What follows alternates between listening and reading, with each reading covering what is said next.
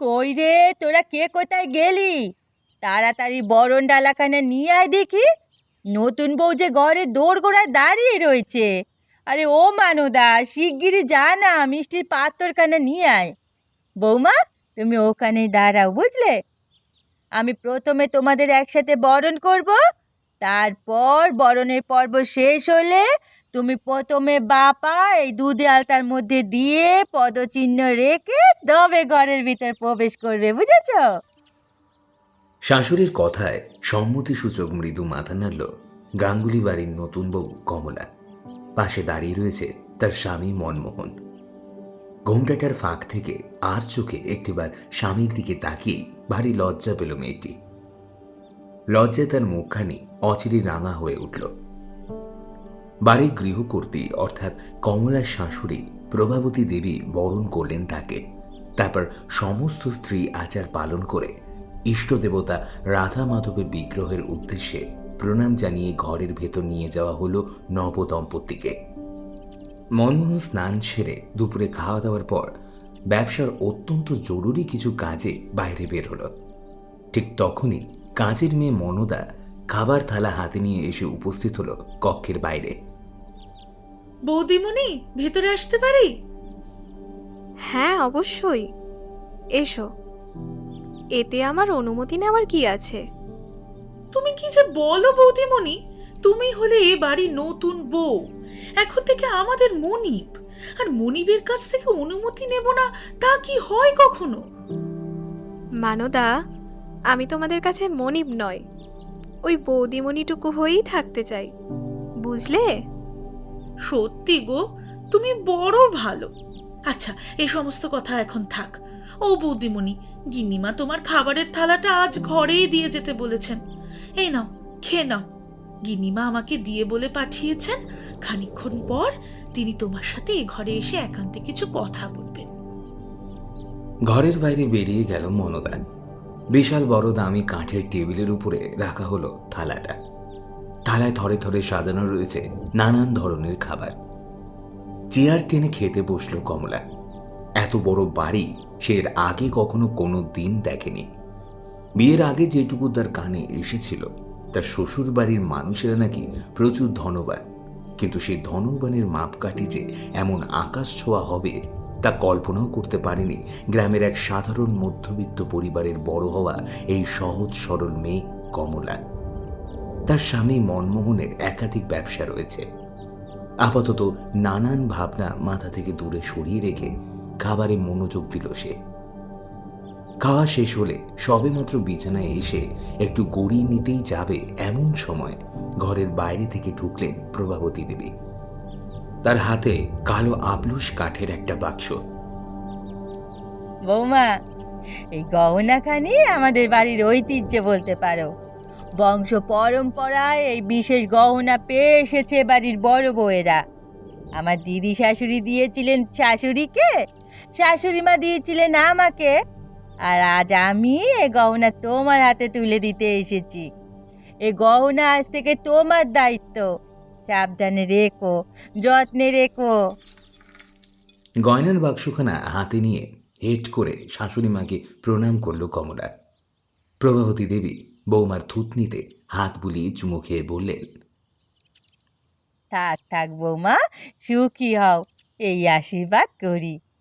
কমলা, একটা অত্যন্ত জরুরি কথা বলার ছিল তোমায়, যে কারণে এমন তাড়াতাড়ি এ ঘরে আসা। কি হলো মা? হঠাৎ আপনার মুখটা এরকম থমথমে হয়ে গেল কেন? ও কিছু নয়, তোমাকে যে কথাটা বলার জন্য এসেছি তা মন দিয়ে শোনো। আমাদের বাড়ির বাইরে যে দক্ষিণ দিকে আম বাগানটা রয়েছে না, সেদিকে কিন্তু খবরদার যেও না। দিনের বেলাতেও না, সন্ধ্যের পরে তো একেবারেই না। কিন্তু কেন মা? ওদিকে কি রয়েছে যার কারণে এভাবে যেতে নিষেধ করছেন?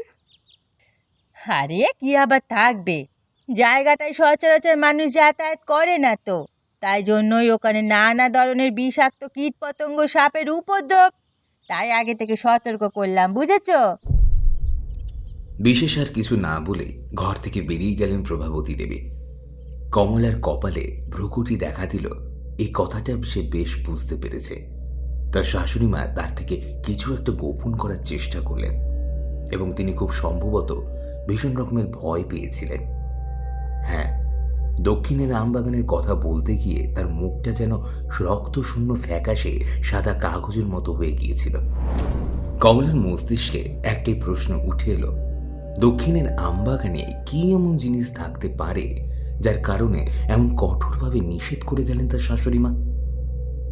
শুধুমাত্র সাপখোপ কিংবা বিষাক্ত কীট পতঙ্গের আতঙ্ক নয়, তার গলায় মিশেছিল খুব সম্ভবত অন্য কিছুর আতঙ্ক। সারাদিনে অনেক পরিশ্রম এবং পথ ক্লান্তির কারণে দু চোখের পাতা বুজে এলো কমলার। নিজের অজান্তেই একসময় ঘুমিয়ে পড়ল সে। ঘুম ভাঙল গভীর রাতে। মাঝে একবার মনদা এসে তাকে খাবারের জন্য ডেকেছিল, কিন্তু কমলা জানিয়েছিল সে আজ রাতে আর কিছু খাবে না, তার মাথা ধরে আছে। ঘুম ভাঙতেই ধীরে ধীরে আধশোয়া অবস্থায় উঠে বসল কমলা। ঘরের মধ্যে জ্বলছে ঝাড় লণ্ঠন, আর তার সোনালি আলো ছড়িয়ে পড়ছে বিভিন্ন প্রান্তে।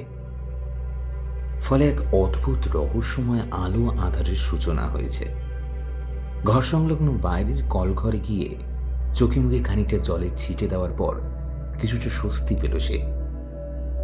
দোতলার বারান্দায় দাঁড়িয়ে দেখা গেল বাইরের পিছনের দিকে দক্ষিণের আমবাগানের কিছুটা অংশ আকাশের বুকে কাস্তের বাঁকা ফলকের মতো এক ফালি চাঁদ উঠেছে। সেই চাঁদের শুভ্র যোচনা নেমে আসছে আমবাগানের উপরে। প্রকাণ্ড বড় বড় বনস্পতির দল দাঁড়িয়ে রয়েছে সেটা সুশস্ত্র প্রহরীর ন্যায়।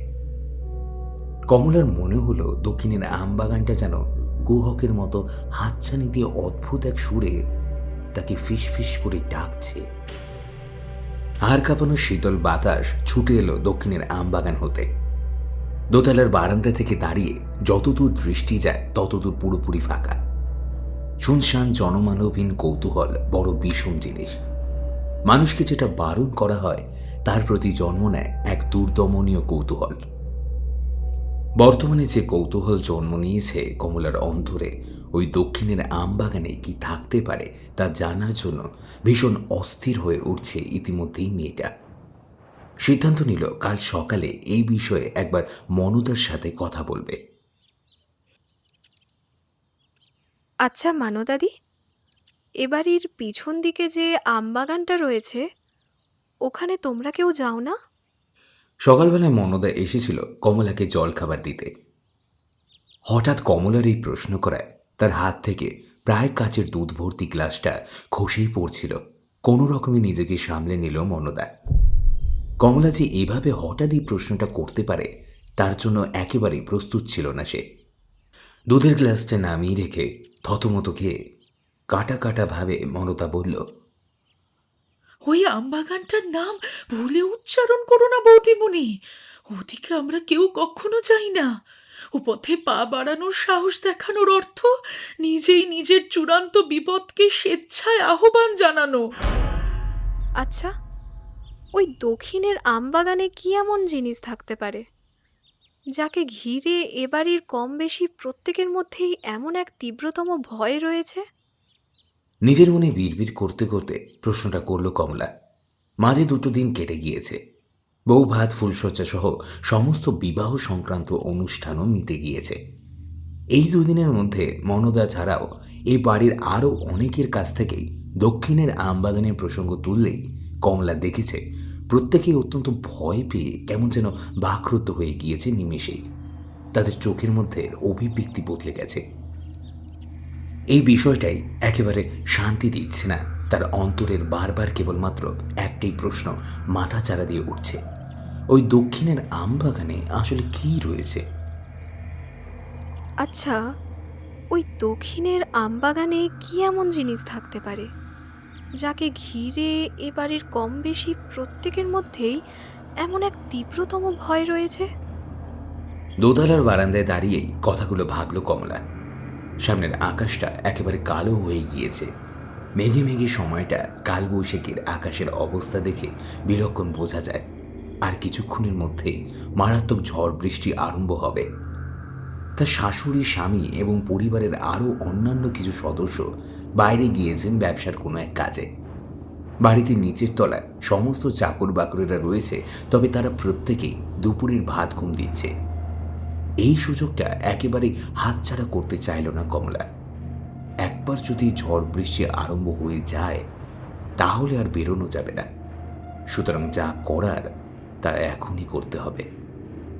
তড়িঘড়ি সেখান থেকে নিচে নেমে এসে একখানা হ্যারিকেন জেলে সে বেরিয়ে পড়ে ঘরের বাইরে। আকাশ জুড়ে মেঘের সামিয়ানা বিস্তার লাভ করায় ঝুপ করে কখন যে নেমে এসেছে অকাল সন্ধ্যার অন্ধকার।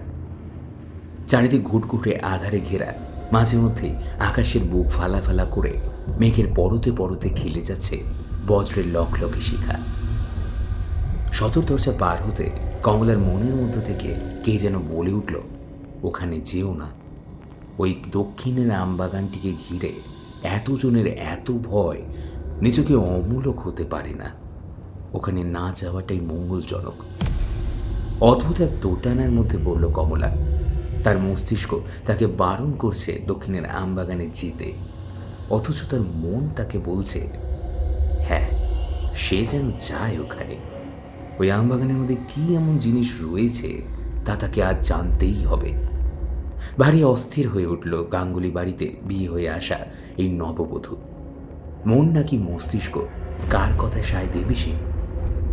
এই কদিন ধরে তার মনের ভিতরে ওই আমবাগানকে ঘিরে একটু একটু করে যে কৌতূহল জন্মেছে তা বর্তমানে পাহাড় প্রমাণ হয়ে গিয়েছে। এই কৌতূহলটা শেষ করতেই হবে। মস্তিষ্কের বারণকে অগ্রাহ্য করে কমলা হ্যারিকেনের আলো হাতে নিয়ে পা বাড়ালো অন্ধকারের পথে। অধিক কৌতূহল কখনো কখনো সর্বনাশা হয়ে ওঠে। ঠিক যেরকমভাবে পতঙ্গ জ্বলন্ত আগুনের দিকে ধেয়ে যায়, হয়তো একইভাবে চূড়ান্ত বিপদের দিকে পা বাড়ালো কমলা। এই রে, এ তো যে দেখি ঝড় উঠে গেল। দক্ষিণের আমবাগানে প্রবেশের মুখে এসে দাঁড়াতেই শোষ শব্দে তীব্র বাতাস বইতে শুরু করল। কালবৈশাখী ঝড়ের দাপটে আম গাছের মস্ত বড় বড় ডালগুলো এমনভাবে ঝাঁকুনি দিয়ে দুই পাশে নড়ে উঠল যেন তারাও বারণ করছে কমলাকে এই জঙ্গলের মধ্যে প্রবেশ না করতে।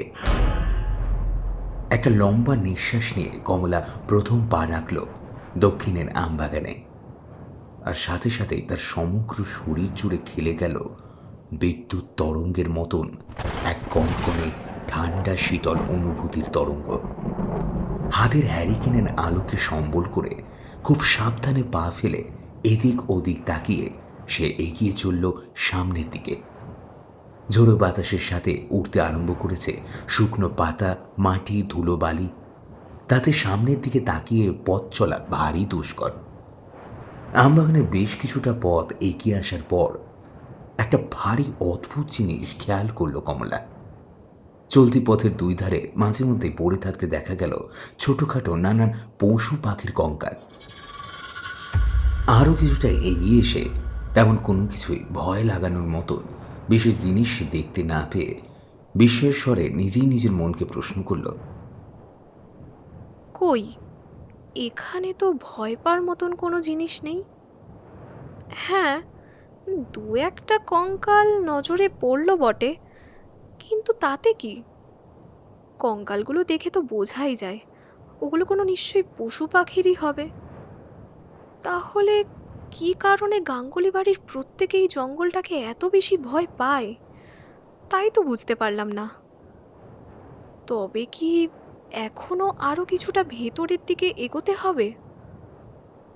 ওখানে কি এমন কিছু জিনিস রয়েছে যেটার সন্ধানে আমি এসেছি? হনহনিয়ে হাঁটতে থাকে কমলা। অশনি ঝড়ো বাতাস তার গতি রোধ করতে চায়, কিন্তু সেও সিদ্ধান্তে অনড়। হ্যারিকেনের আলোটুকুই এই তিমিরাচ্ছন্ন আসন্ত পরিবেশে একমাত্র সম্বল তার কাছে। এই আলোটা যে কতক্ষণ পর্যন্ত জ্বলবে তা নিয়ে যথেষ্ট সংশয় রয়েছে। সামনের দিকে আরও কিছুটা পথ এগিয়ে আসার পর কমলা দেখতে পেল অনতি দূরে মাটি থেকে মাথা উঁচু করে একটা লম্বা প্রায় হাত তিনেক চওড়া একখানা ঢিবি, যা গোটা আমবাগানের মধ্যে আর অন্য কোথাও নেই। কি ব্যাপার, ওই ঢিবিটা কিসের? মিশিতে পাওয়া মানুষের মতন হাঁটতে আরম্ভ করলো কমলা। একটিবারের জন্য খেয়াল করলো না ঢিবির কাছাকাছি আসার ঠিক পরেই হাতের হ্যারিকেনটা কখন যেন নিভে সমগ্র জায়গাটা অন্ধকার করে তুলেছে। কমলার দুই চোখে দৃষ্টি পুরোপুরি স্থির, সে চোখের পাতায় পলক পড়ছে না। মাটির ঢিবির দিকে যত এগিয়ে যাচ্ছে ততই যেন কমলার মনে হচ্ছে কেউ বুঝি হাতছানি দিয়ে তাকে ডাকছে, ঠিক যেরকম ভাবে ডেকেছিল এই বাড়িতে আসার প্রথম দিন রাতে দোতলার বারান্দা থেকে সে যখন দাঁড়িয়েছিল। তখন নিয়ে যাওয়া হ্যারিকেনটা মাটিতে নামিয়ে রেখে ঢিবির উপরে উঠে এলো কমলা। ঢিবির শুকনো মাটিটা কি খুব সূক্ষ্মভাবে নড়ছে, মানুষের বুকের হৃদস্পন্দনের ঠিক যেরকম বোঝা যায় ঢিবির ভেতরও যেন স্পন্দিত হচ্ছে সেরকমই কোনো কিছু। ঢিবির উপর উঠে খানিক হেঁট হয়ে মাটিতে কান পাততেই বুকের ভেতরটা মোচড় দিয়ে উঠল কমলার। মাটির তলা থেকে কেউ যেন ঘন ঘন নিঃশ্বাস নিচ্ছে, আর তীক্ষ্ণ ধারালো নখ দিয়ে ক্রমশ আঁচড় কাটছে অবিরাম ভাবে। জ্ঞান হারিয়ে মাটির ঢিবির উপরে নেতিয়ে পড়ল মেয়েটা। তার যদি সংজ্ঞা থাকতো তাহলে সে দেখতে পেত ঢিবির ভেতর থেকে দুটো কালো কালো বিদেহী হাত উঠে এসে আষ্টে পৃষ্ঠে জড়িয়ে ধরছে তাকে। সেই হাতে চামড়ার বদলে মোটা মোটা কালচে আঁশ জাতীয় কিছু, প্রতিটা আঙুলের অগ্রভাগে লম্বা লম্বা ধারালো পাকা নখ। ঝমঝমিয়ে বৃষ্টি নামল। দক্ষিণের আমবাগানের এই অভিশপ্ত মাটির উপরে উঁচু ঢিবির উপরে জ্ঞান হারিয়ে শুয়ে রইল কমলা। আর ঠিক তার নিচের মাটির তলা থেকে উঠে এলো একটা ফ্যাস ফ্যাসে হাসির আওয়াজ। বহু বছর পর কোনো হিংস্র শিকারী তার শিকারকে যেন চিহ্নিত করতে সক্ষম হয়েছে।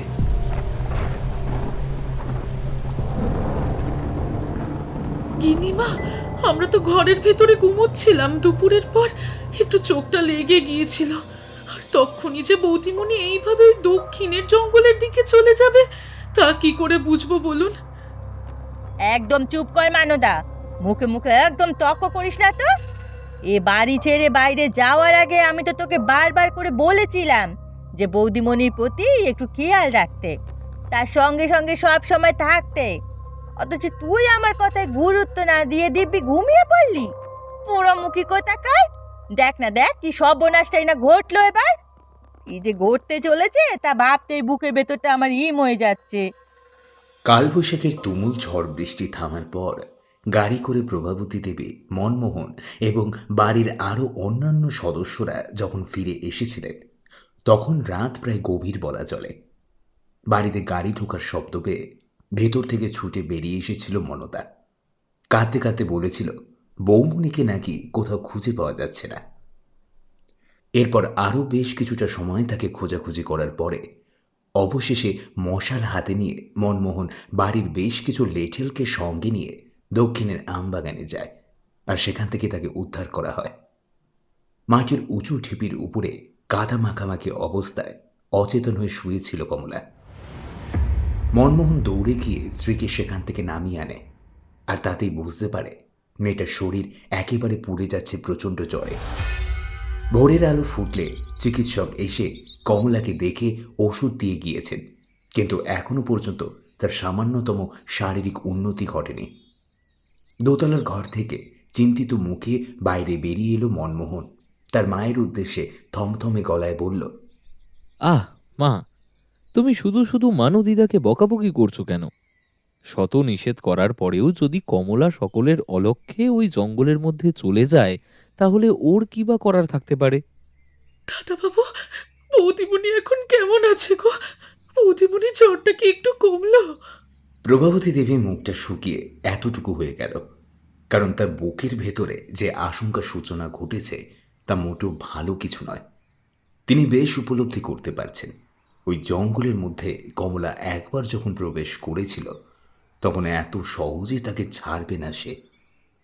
দুই হাত জোর করে মাথা ঠেকিয়ে প্রভাবতী দেবী ঈশ্বরের উদ্দেশ্যে প্রার্থনা জানালেন, হে ভগবান, তুমি কমলাকে রক্ষা করো ঠাকুর। সদ্য সদ্য এ বাড়ির বউ হয়ে এসেছে, কত স্বপ্ন নিয়ে পা রেখেছিল মেয়েটা। ওর কোনো ক্ষতি হতে দিও না ঠাকুর। এ কি, ঘরের ভেতরে তো আমি আলো জেলে বাইরে বেরিয়েছিলাম, তাহলে এখন এভাবে অন্ধকার হয়ে গেল কি করে?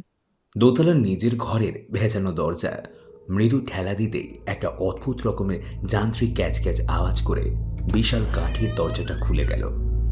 ভিতরে বিরাজ করছে ঘুটঘুটে অন্ধকার, অথচ মনমোহনের পরিষ্কার মনে আছে এই ঘর থেকে বাইরে যাবার আগে সে আলো জেলে রেখেই গিয়েছিল। ঘরের দরজা খুলে যেতে ভেতর থেকে ভেসে এলো একটা ভ্যাপসা স্যাঁতস্যাঁতে গন্ধ। কমলা, কমলা! বার দুয়েক স্ত্রীর নাম ধরে ডাকার পরেও ভেতর থেকে কোনো প্রত্যুত্তর এলো না। মনমোহন খুব সাবধানে ঘরের ভেতরে ঢুকে হাতড়ে হাতড়ে দেশলাই কাঠের বাক্সটা তুলে নিল। একটা মোমবাতি জ্বালাতে অন্ধকার ঘরে ছড়িয়ে পড়ল ঘোলাটে সোনালি আলোর আভা। চারপাশে থেকে চোখ ঘুরিয়ে তেমন কিছুই দেখতে পেল না মনমোহন। বিছানাটা পুরোপুরি ফাঁকা। বিছানার চাদরটা এমনভাবে গুটিয়ে রয়েছে যা দেখে সহজেই বোঝা যায় এই খানিকক্ষণ আগে পর্যন্ত সেখানে কমলা শুয়েছিল, অথচ এখন সে নেই। মেয়েটার শরীর আজ সারাদিন যাবৎ এতটাই অসুস্থ ছিল যে একলা কারো সাহায্য ছাড়া বিছানা ছেড়ে উঠবার কথা নয়। অনেকগুলো প্রশ্ন মাথার ভিড় জমাচ্ছিল। ঠিক এমন সময় মনমোহনের ঘাড়ের কাছে উপর থেকে কি যেন টপ টপ করে পড়ল। চ্যাটচ্যাটে আষ্টে গন্ধযুক্ত কোনো তরল উপরের দিক থেকে ধীরে ধীরে তার ঘাড়ে পড়ছে। ঘাড় ঘোরাতেই নিজের অজান্তে মনমোহনের বুক ঠেলে উঠে এলো এক ভীষণ তীব্র আর্তনাদ। ওপরের ছাদের কড়ি বর্গার কাঠ থেকে ঝুলে রয়েছে একটা ছায়া শরীর। মোমবাতির এত অল্প আলো ওই উঁচুতে গিয়ে পৌঁছাতে পারেনি, তবে শারীরিক গঠন দেখে অনায়াসে বোঝা যায় ওটা আদতে কোনো মহিলার বা বলা ভালো কমলার। চোখ দুটো সম্পূর্ণ মণিহীন খড়ি মাটির মতো ধবধবে সাদা। দু তিনটে টিকটিকি একসাথে মুখে ভরে কচমচ করে চিবিয়ে খাচ্ছে সে।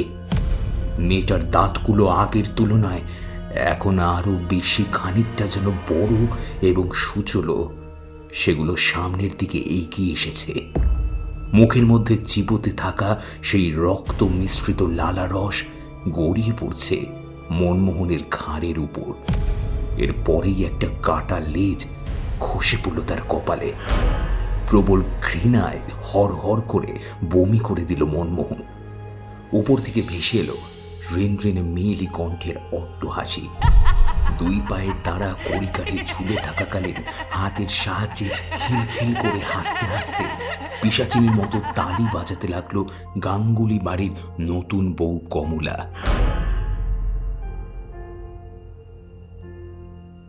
সাবধানে সাবধানে ওকে শুইয়ে দে মনমোহন। আর ঈশ্বর, এ কি অঘটন ঘটে গেল ঠাকুর। কমলা তো এ বাড়িতে নতুন বউ হিসেবে মাত্র কয়েকদিন আগে পা রেখেছিল। এর মধ্যেই এমন বিপর্যয় ঘটে যাবে তা আমি দুঃস্বপ্নেও ভাবতে পারিনি। পই পই করে বারণ করেছিলাম ওদিক পানে না যেতে, কিন্তু মেয়েটা আমার কোনো কথাই তো শুনলো না। চিৎকার শুনে পরিবারের সকলে দৌড়ে এসেছিল দোতলার ঘরে। ততক্ষণে অচৈতন্য হয়ে পড়ে আছে কমলা। অত উঁচু থেকে নিজের মেঝেতে পড়ে একটা বড় আঘাত পেতে পারত, কিন্তু মনমোহন তাকে ধরে নিয়েছিল কোনো রকমে। তারপর কোনো রকমে ধীরে ধীরে বিছানায় তার স্ত্রীকে শুইয়ে দেয়। মনমোহন মায়ের কাছে এগিয়ে এসে অত্যন্ত নিচু গলায় বলল, মা, এসব আলোচনায় ঘরের বাইরে গিয়ে করাই শ্রেয়। এখন কমলার বিশ্রামের অত্যন্ত প্রয়োজন। হ্যাঁ, বরং সেই ভালো। চলো, এ ঘরের বাইরে চলো তো। বাইরে এসে প্রভাবতী দেবী দুহাত জোর করে কপালে ঠেকিয়ে ঈশ্বরের উদ্দেশ্যে প্রণাম জানিয়ে বলল, এখন ঈশ্বরই আমাদের শেষ ভরসা। আমি জানি না কমলার ভাগ্যে কি লেখা রয়েছে, তবে আজ পর্যন্ত ওই অভিশপ্ত জঙ্গলের মধ্যে যে সকল প্রাণী একবার পদার্পণ করেছে তারা কেউ মুক্তি পায়নি তার হাত থেকে। কোনো পশু পাখি এমনকি কীট পতঙ্গ পর্যন্ত রেহাই পায় না ওই জঙ্গলে একবার ঢুকলে। তার মৃত্যু অবধারিত। তাহলে কি এবার কমলার পালা? মুখের কথাটা আবার শেষ করতে পারলেন না প্রভাবতী দেবী। মুখের কথা শেষ করার পূর্বে এক তীব্র বেদনার দমক উঠে এলো তার বুকের ভেতর থেকে। মা, তাহলে কি কমলার বাপের বাড়িতে খবর পাঠানোর ব্যবস্থা করব? না না মনমোহন, এখনই তার প্রয়োজন নেই। তারা সকলেই ভীষণ রকমের দুশ্চিন্তা করবেন। আর কটা দিন না হয় আমরা দেখি, যদি কিছু উপায় বের করতে না পারি কিংবা কমলার অবস্থার কোনো পরিবর্তন না ঘটে, তখন তো তাদের খবর দিতেই হবে।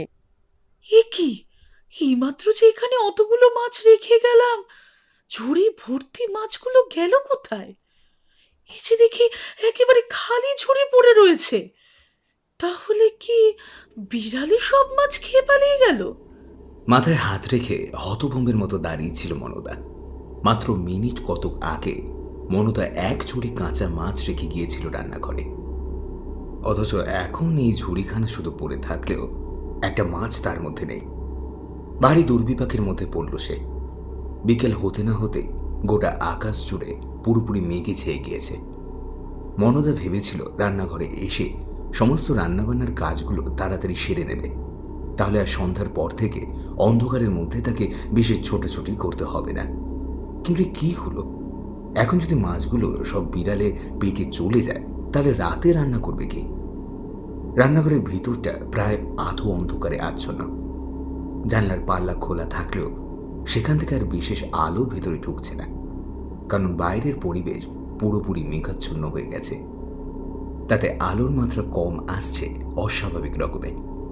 মাছের খবরটা গিন্নিমাকে দেওয়ার জন্য মনদা ঘরের চৌকাঠ পেরিয়ে বের হতেই যাচ্ছিল। ঠিক এমন সময় তার কানে এসে ঠেকল এক অদ্ভুত বিজাতীয় আওয়াজ।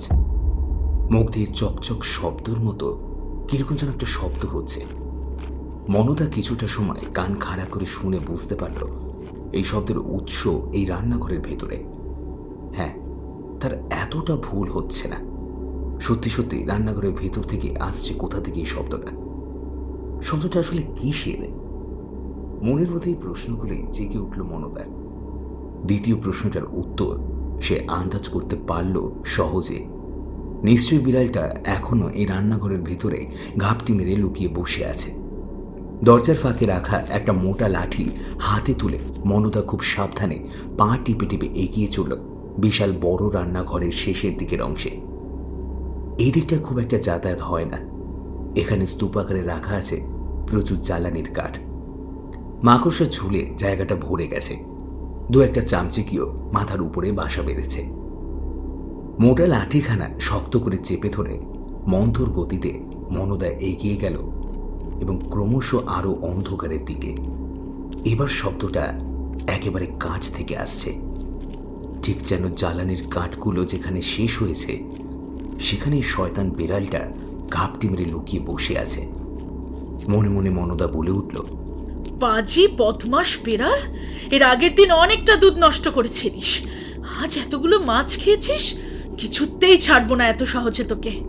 আজ তোরই একদিন কি আমারই একদিন।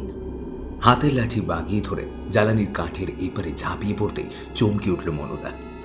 তার হাত থেকে কখন যেন অজান্তেই খসে পড়ল লাঠিখানা।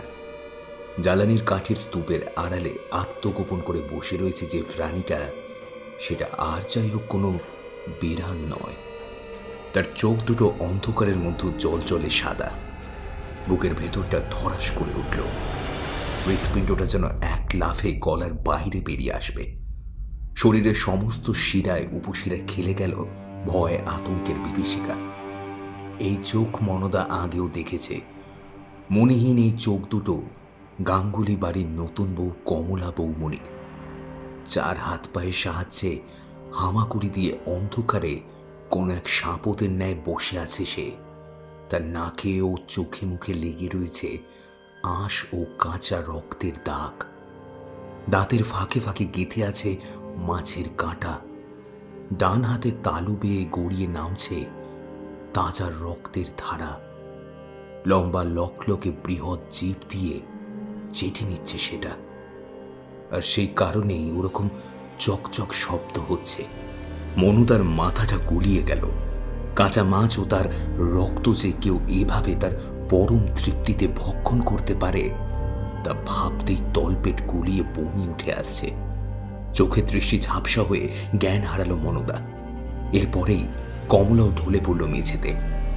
বেশ অনেকটা সময় পরে রান্নাঘরের ভেতর থেকে উদ্ধার করা হলো দুজন সংজ্ঞাহীন মানুষকে। প্রভাবতী দেবীর নির্দেশে ছেলে মনমোহন তার শ্বশুর বাড়ি অর্থাৎ কমলার বাবার বাড়িতে লোক পাঠিয়ে তাদের দ্রুত সম্ভব এখানে আসার অনুরোধ জানালো। সমস্ত কিছু শুনে কমলার বাবা সঙ্গে করে নিয়ে এলেন তাদের গায়ের এক অত্যন্ত নামকরা ফকির বাবাকে। ফকির বাবার পরনে কালো আলখাল্লা জাতীয় বস্তু, গলায় নানাবিধ রঙিন পাথরের মালা। তাকে দেখলেই মনে হয় এক অপার ভক্তির ভাব জন্ম নেয়। কমলার বাবা ধনঞ্জয় বিশ্বাস প্রভাবতী দেবীর উদ্দেশ্যে বললেন, আপনার মুখ থেকে সমস্ত কিছুই তো শুনলাম, কিন্তু এখনো একটা বিষয়ে কিছুতেই বুঝতে পারলাম না যে দক্ষিণের আমবাগানের মধ্যে কি এমন জিনিস রয়েছে যাকে ঘিরে এত রহস্য, এত জটিলতা সৃষ্টি হয়েছে। ওই ঢিবিটা আসলে কি বলুন তো? কমলার পিতা এই প্রশ্নের সম্মুখীন হওয়ার পরেও প্রভাবতী দেবীর মুখমণ্ডলে তেমন বদল এলো না। তিনি জানতেন এই প্রশ্নের মুখোমুখি আজ নয়তো কাল তাকে হতেই হবে। জবাবে শুধু বললেন, খবর? এ আপনি কি বলছেন প্রভাবতী দেবী? ওখানে কবর দেওয়া হয়েছিল কাউকে? আগে হ্যাঁ ধনঞ্জয় বাবু, আজ থেকে বহু বছর আগে ওই বাগানের যে মালিক, সে একজন মুসলমান সম্প্রদায়ের মানুষ ছিল। তাকেই কবর দেওয়া হয়েছিল। সে ব্যক্তির নাম ছিল হাকিম। হাকিম কোনোদিন বিয়েটা করেনি। এই 3 কুলে তার আপনজন বলতে কেউ ছিল না। বরাবরেরই ছেলেটার মধ্যে ছিল কালো জাদুর প্রতি এক বিশেষ আকর্ষণ। কালো জাদু শেখার জন্য সে নাকি নানান সময় ছুটে গিয়েছিল বিভিন্ন দুর্গম গিরি প্রান্তরে। বছর কতকের মধ্যেই অর্জন করে নিয়েছিল সে অনেক অনেক ক্ষমতা। কিন্তু ওই যে কথায় বলে না, শেষ পর্যন্ত সাপুরের মৃত্যু হয় সাপের কামড়ে, ঠিক সেরকম ভাবেই এক কঠিন সাধনা করতে গিয়ে মারা পড়ে ছেলেটা। তখন গ্রামের মানুষ তার মৃতদেহ এই আমবাগানে এনে কবর দিয়ে চলে যায়। হায় হায়, তখনও তো বুঝতে পারিনি ঠিক কত বড় বিপদকে চিরকালের মতো শুয়ে রেখে গেল ওরা। যত সময় পার হতে লাগলো ততই বুঝতে পারলাম সে মরেও মরেনি। তারপর থেকে ওই জায়গাটা হয়ে উঠল সাংঘাতিক রকমের অভিশপ্ত। অভিশপ্ত আমবাগানের মধ্যে যে সকল পশু পাখির বাসা ছিল তারা ধরপড় করে মরে গেল। গ্রামে কটা বাচ্চা ছেলে আমের মৌসুমে ওই মালিকানাহীন আম গাছগুলোর থেকে আম পাড়তে এসে 3 দিনের মাথায় প্রাণ হারালো। আমাদের প্রত্যেকের ধারণা আরো বদ্ধমূল হলো যে ওই বাগানে হাকিমের অতৃপ্ত আত্মা রয়েছে। গোটা গ্রামের মানুষ জায়গাটাকে এড়িয়ে যেতে লাগলো। আর সেই জন্যই তো বারবার করে আমি বারণ করেছিলাম কমলাকে, ও যাতে কোনো রকমভাবে ভয় পেয়ে না যায়। তাই এই সমস্ত বিষয়ে ওকে কিছু আমি জানাইনি। কেবলমাত্র বলেছিলাম সাপ খোপ থাকতে পারে, কিন্তু শেষ পর্যন্ত তো সে বিপদটাই ঘটে গেল। আর দেরি না করে আজ এখনই এই মুহূর্তে আমি আমবাগানের মধ্যে যেতে চাই, আর আমাকে মাটি কোপানোর জন্য একটা কোদাল দিন। সন্ধ্যার অন্ধকার গাঢ় হয়ে নেমে এসেছে বিশ্ব চরাচর জুড়ে। এক হাতে মশাল আর অন্য হাতে কোদাল নিয়ে ফকির বাবা এগিয়ে চললেন দক্ষিণ প্রান্তে। গাঙ্গুলি বাড়ির অনেক সদস্যই তার পিছু নিল। আজ তাদের প্রত্যেকের মনে এক অফুরন্ত সাহসী প্রদীপ যেন জ্বালিয়ে দিয়েছেন এই ফকির বাবা। আল্লাহর রহমতে সমস্ত অশুভ অপশক্তি বিনাশ ঘটানোর জন্যই ফকির বাবা বদ্ধপরিকর। প্রভাবতী দেবী, মনমোহন, এমনকি মনুদাও এগিয়ে চলল তাকে অনুসরণ করে সেই অভিশপ্ত আম বাগানের মধ্য দিয়ে। দুপুরেও যেখানে মানুষের প্রবেশ শতবারে নিষেধ, অবলীলায় তারা প্রবেশ করছে এই রাত্রেবেলা। বহু দূরে কোনো এক জলা জঙ্গল হতে উঠে এলো শিয়ালের হুঙ্কার ধ্বনি। গা ছমছম করে উঠল মনদার। একটা শুকনো ঢোক গিলে সে কিছু কথা বলতে যাচ্ছিল। হঠাৎই তার মনে পড়ে গেল ফকির বাবা যতটা পরিমাণ সম্ভব নির্বাক থাকতে বলেছেন। মশালে জ্বলন্ত আগুন গেঁথে দেওয়া হলো কবরস্থানের চতুর্দিকে। অন্ধকার পরিবেশের বুকে এক টুকরো আলোর উৎস সৃষ্টি হলো। এরপরই ফকির বাবা কোদাল নিয়ে উঠে এলেন সেই মাটির উঁচু ঢিবির মাথায়। 2 হাতে তালু মুখের কাছে নিয়ে বিড়বিড় করে খুব সম্ভবত আরবি ভাষায় কিছু একটা মন্ত্র পাঠ করলেন। তারপর গায়ের সমস্ত শক্তি একত্রিত করে দ্রুত হাতে মাটি কোপাতে লাগলেন। কালবৈশাখী বৃষ্টির জোরে সেই মাটি ভিজে থাকার কারণে অত্যন্ত অল্প সময়ে মাটি কোপানোর কাজ চলতে লাগলো।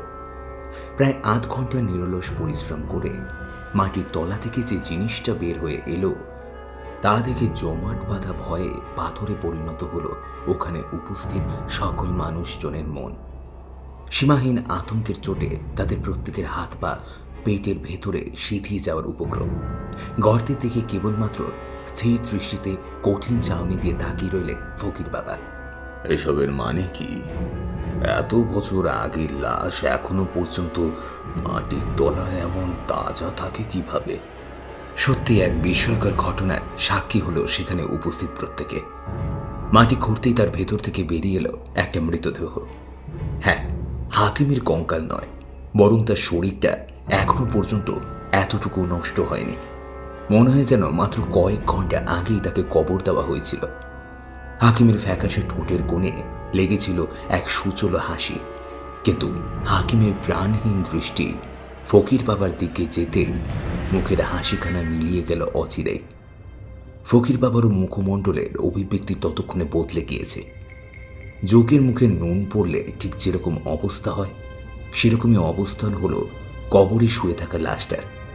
গলার মধ্য থেকে একটা বিচিত্র দর্শন পাথরের মালা বের করে সেই আরবি ভাষায় কোনো মন্ত্র পড়তে লাগলেন তিনি। যত সেই মন্ত্রের আওয়াজ উচ্চারিত হতে লাগলো ততই থরথর করে কাঁপতে লাগলো মরদেহটা। সেই কাঁপুনি ক্রমে ঝাঁকুনিতে রূপ নিল।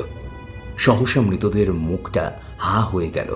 তার চোখের পাতা সম্পূর্ণ খুলে যেতেই দেখা গেল সেখানে মণি বলতে কিছু নেই। ডিমের হলুদ কুসুমের মতো এবং সাদা অংশ দুটো একসাথে মিশিয়ে দেওয়া হলে ঠিক যেরকম হুবহু রং হয় সেরকমই একটা ঘোলাটে চোখ তার। অপলক দৃষ্টিতে সেটা তাকিয়ে রয়েছে হাকিম বাবার পানে। এবার মোক্ষম সময় বুঝে সেই বিচিত্র দর্শন পাথরের মালাখানি তিনি গলা থেকে খুলে চেপে ধরলেন লাশের কপালে। আর সাথে সাথেই চোখের সামনে সেই দেহ পিচ্ছিল কাদার মতো কোনো এক তরলে পরিণত হতে লাগলো। হ্যাঁ, কোনো মরদেহকে কবর থেকে তুলে এনে কিছুদিন পর সে দেহ ঠিক যেরকম পচনশীল হয়ে ওঠে সেরকমই আকার নিল বহুদিনের এই অভিশপ্ত লাশ। দক্ষিণের আমবাগানকে ঘিরে এতক্ষণ ধরে পাক খেতে থাকা দুরন্ত বাতাস এবার শান্ত হয়ে গেল। হাকিম বাবার শরীরটাও ঘেমে উঠেছে এতক্ষণের এই পরিশ্রমে। তিনি যেন কোনো এক যুদ্ধ করছিলেন এই সময় ধরে। বৃদ্ধ মানুষটি ক্লান্ত মুখে মৃদু হাসি দিয়ে বুঝিয়ে দিলেন যুদ্ধের সফলতা অর্জন করেছেন তিনি। আর কোনো চিন্তার কারণ নেই। এরপর ধীরে ধীরে সুস্থ হয়ে উঠল গাঙ্গুলি বাড়ির নববধূ কমলা। দক্ষিণের অভিশপ্ত আমবাগান হতে চিরকালের মতো মুছে গেল সমস্ত কালো ছায়া। স্বামী এবং শ্বশুর বাড়ির সকলের সাথে সুখে শান্তিতে সংসার করতে লাগলো কমলা।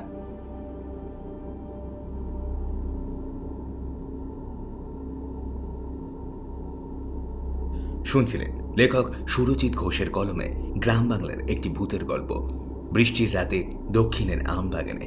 আজকে গল্প পাঠে ছিলাম আমি দিব্যেন্দু দাস। অন্যান্য চরিত্রে ছিল পার্থ, অরণ্যদেব, পূজা, সহেলি, সৌরভ এবং সৃষ্টি। গল্পের পোস্টারে ছিল চিত্রা। কেমন লাগলো আপনাদের আজকের এই গল্পটি জানাবেন আমাদের ইউটিউব কমেন্ট সেকশনে। এবং আপনারা আমাদের এই চ্যানেলে নতুন হলে প্লিজ চ্যানেলটি সাবস্ক্রাইব করে বেল আইকনটা ক্লিক করে রাখুন, যাতে নতুন নতুন ভিডিও আসলেই আপনারা তা শুনতে পারেন। দেখা হচ্ছে অন্য কোনো গল্পে। আর ততক্ষণের জন্য ভালো থাকুন, সুস্থ থাকুন আর সঙ্গে রাখুন আপনাদের এই ইউটিউব চ্যানেল বঙ্গকথাকে।